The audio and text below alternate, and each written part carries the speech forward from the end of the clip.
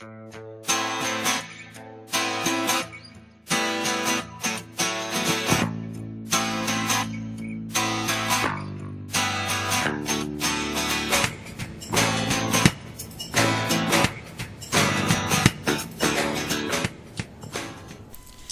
many students and families are celebrating the holidays, many seniors and their families are dealing with the stress surrounding college decisions.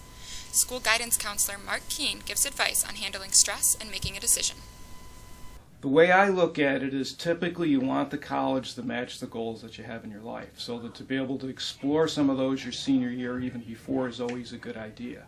And people's goals can be very, very specific in terms of a job or a career, or they can be very broad. I know I have a friend of the family whose son had started college, and his goal for college is to help him figure out what he's going to do with the rest of his life. So those goals are very, very broad, and he was able to pick a college that could kind of meet his needs for those. The other part of it is to have a realistic view of the schools you're looking at. That to be able to do your research, including going onto the college's website, if possible, speaking to people that attend the college, and also visiting it in person so that you can actually be on campus and feel that that's an environment where you could be successful there. And the other part I would always have students think about is the cost. That when a bill comes for you for college, and students get 2 of them a year, one in July and typically one in December, that they're real, they exist, and it is something that has to be dealt with while they're in school. The good news is there are lots of sources of funding and ways that you can look to reduce your cost, to reduce your debt for your education. And that's one of the big things we'll always try to do in student services, is help students look at as many options as they can as possible. Senior Trinity Burton has applied and was accepted to several schools, including Medaille, Nazareth, Cazenovia, and has decided on Keuka. Basically, just get on as many campuses as you can. It's much better to see it firsthand, like be able to walk around, get to know like where you're going to be, the buildings that you're going to be in, like meet potential professors. Like I sat in on a class at Keuka, and that was really nice. I got to meet one of the crim professors who was actually like on the board of the department.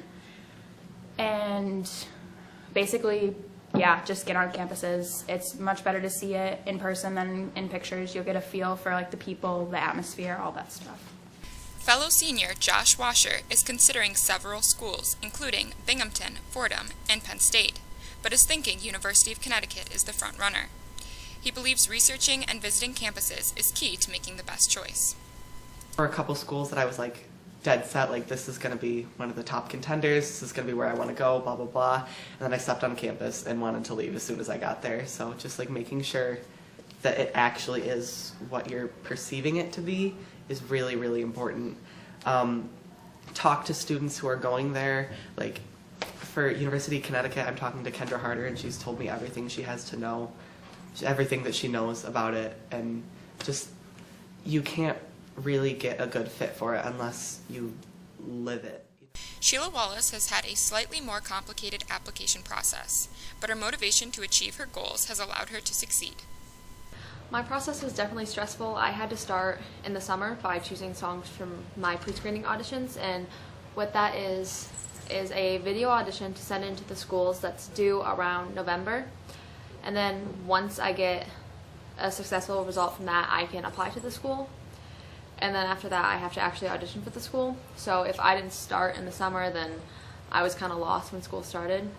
So it was definitely stressful to try to get all my songs recorded and monologues and my dance by the deadline, but I managed to get through it all.